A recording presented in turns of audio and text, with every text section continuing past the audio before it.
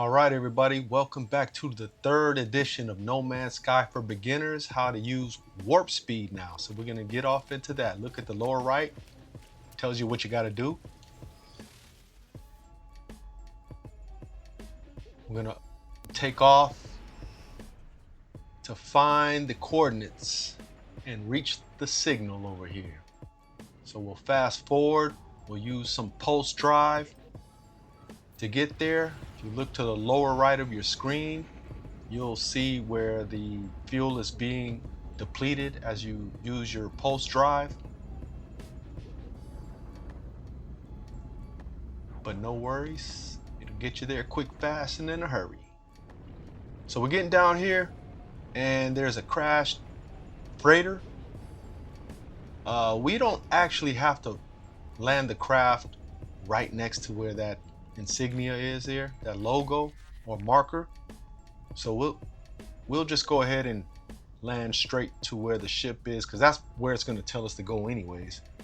And lo and behold, there's actually some 3 circles here. You'll see them in different areas. This means you get free parking. Okay, so park there, land there. It costs you nothing to take off and land there. You can do it unlimited, as opposed to other places where if you take off, it's gonna run you some fuel. So we're gonna head out to that signal and then go into the prompts to see what they're talking about. We're gonna request the log. So just X through everything, go through the prompts, take the blueprint. This is the blueprint to the Hyperdrive. So we're gonna need chromatic metal and some microprocessors. So we're gonna have to refine to get some chromatic metal.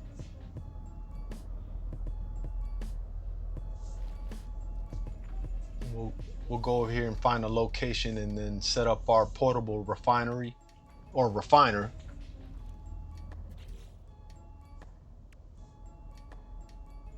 And we already have the materials to get our refiner up.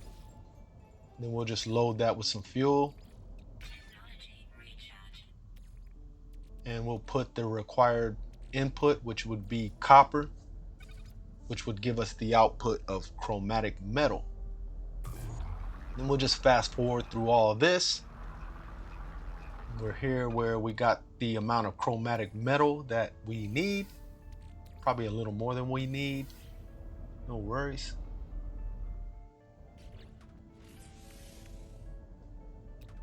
So now we're going to go through and install the Hyperdrive. We have the chromatic metal 125 of 125. Hit the flashing lights, and it's grayed out on the upper right where we would need the microprocessors. So we're going to need 3 of those. It's 5 total. We already have 2. We need 3 more. So at the lower right of the screen, you'll see it's cost $82,500, and we only have 26 and some change, or 26,000. So we're gonna have to get the units. There's several ways to get the units, but we'll follow the prompts here, because you can get units too by just scanning items and things like that, but probably take a little bit longer. So to make it quicker, we'll just reach out and head to the stars and go to a nearby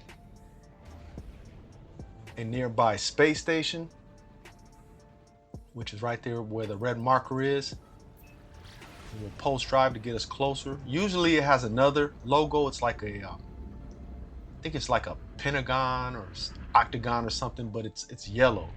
But since this is part of the mission, it's got the red joint there. So just follow that.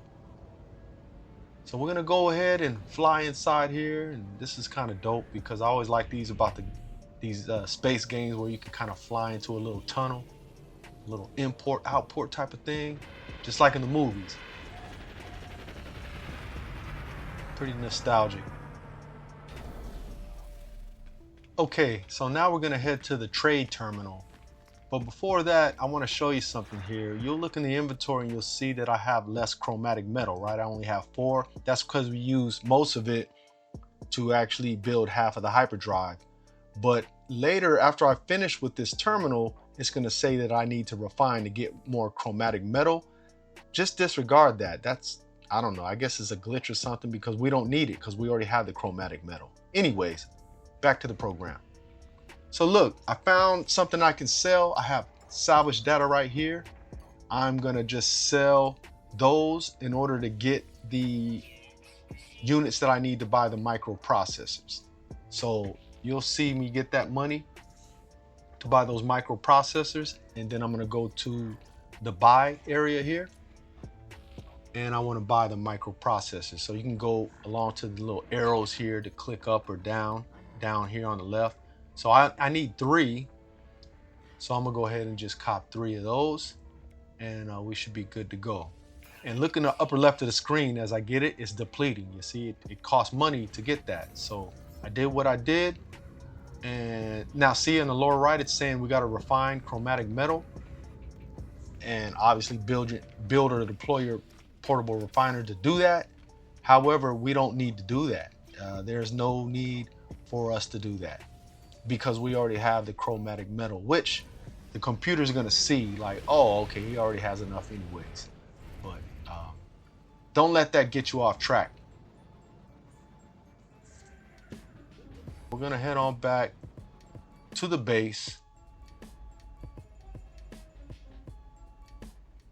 You see, that last video I was talking about how this island reminded me of a rap group, and I'm like, could you guess? That's that Wu-Tang. It put me in the mind of Wu-Tang Clan. Anyways, we're gonna go ahead and land. And just to go through the story, I'm gonna just go ahead, and it's saying I got 125, but I already have the chromatic metal, so that's a glitch there. But I'm just gonna go through the motions anyways to go ahead and get that chromatic metal so I can just bypass that part of the storyline. Because typically when you start the game, you're not gonna know you're gonna need all this chromatic metal anyways. You see, I just knew that I was gonna need it, and that's why I got it early. Now we're off to the next thing. It goes complete the hyperdrive. So I'm gonna go ahead and access the inventory menu, and now you can see the flashing light. See, I already have that chromatic metal, otherwise it'd be flashing. We're gonna go ahead and take it up here and go ahead and cop that, fix that. And now our hyperdrive is installed. You can see it's at 0% right up there. So even though it's installed, we still got to get the fuel for that, which is, it's a warp drive. If I'm not mistaken, that's what it's called.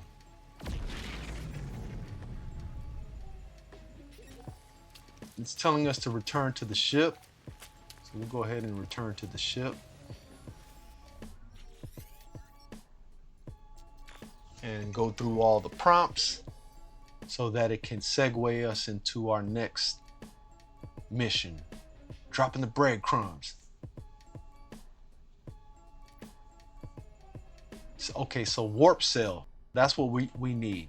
But of course, now we got to look for antimatter, because in order to get a warp cell, you're going to first need other components, which will be the antimatter, which you'll see on the lower right. I'm going to go ahead and take off.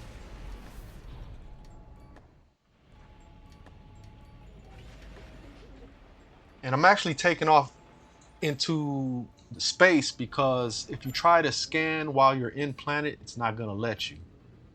It's going to tell you to go out into the stars, and then you can scan it, and then there won't be any atmospheric interference or something like that is what it says. So that's why I went out of the atmosphere, and now I got my place located here, and then I'm gonna go ahead and warp speed, or I'm sorry, pulse drive. This is pulse drive when you're within the same system, and you can see on the bottom right, it's depleting some of my fuel.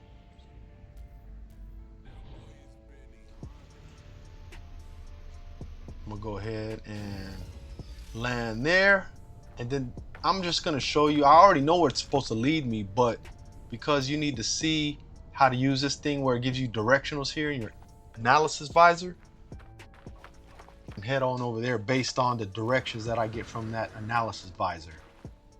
And then when you get close enough, you can actually lock into the signal where you'll always see that icon on your map, and it's always going to show up there. That means it's locked in. So now I just got to lock in. So no matter where I go, that's going to be there. As I head off into the building, right here is where you'll see, and I have another video where I talk about how to get these nanites, and you see those little purple balls that I just passed by. See, my nanites is pretty low. It's at 464. There's just different things you got to get to increase your lot, which is like units, right? You got to get plenty of units, but you got to get plenty of nanites. And then you got these quicksilver joints. You got to collect those too to get certain things, but that's not as important. Your most important things is the units and the nanites. But I have another video that basically explains how to increase your nanites quickly if you want to check that out.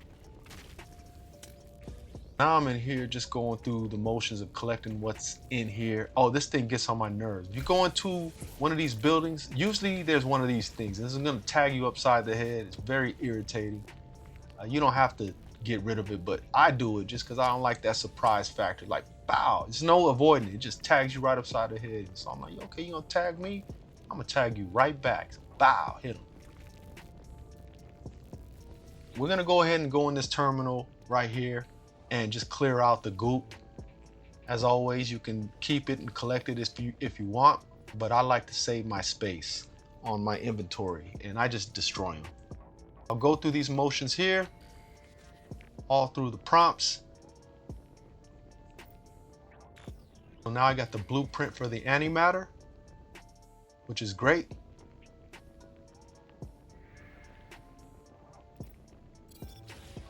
All right, I already have the material for the antimatter. It's green checks because I already have the material. That's perfect. And I'm gonna need, well, it's saying to summon your ship too on the lower right if you caught that. So I'm gonna just go ahead and summon my ship. And when the ship is green like that, you can go ahead and drop it, it'll land in. But if it's red, then it means it's a place where you can't park it or land it. And when it's green, you're good. Once again, it is that hard landing. I don't like that. All right. I got the antimatter, but I'm gonna need another component.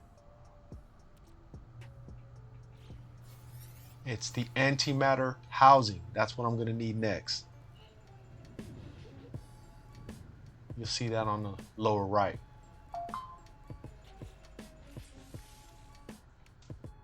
I'll just craft the antimatter housing right there.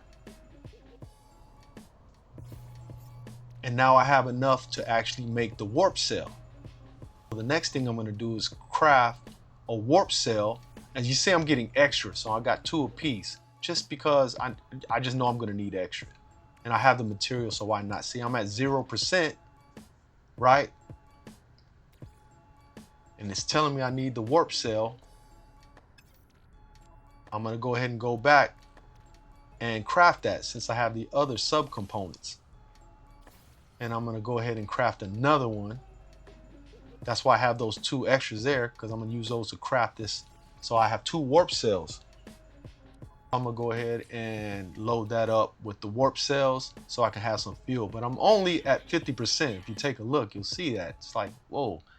There will be other things that you can get later that'll allow you to basically not waste this fuel. It'll be more efficient, and every warp cell will be something that'll make you warp longer. Now look at here, I done ran out of fuel again. Like I said, you get ready to take off and you're like, hey, you find out you're missing something. So I need fuel. I'm gonna go ahead and recharge my fuel, or my thrust launchers, I should say, or launch thrusters. And I just like to enjoy the view, man. I like to do different viewpoints. One thing I wish this game would do is allow you to do a 360 where you can look at all angles of the ship as you're flying it. That'll be dope.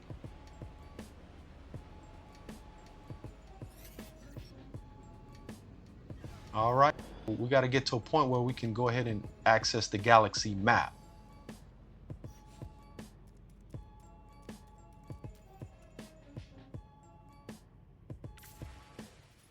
Okay, so we're in the galaxy map here. We're at the center there. That's our current location. We need to go down there to the lower right. That's the next star system we need to get to. I'm gonna get a setup to go there.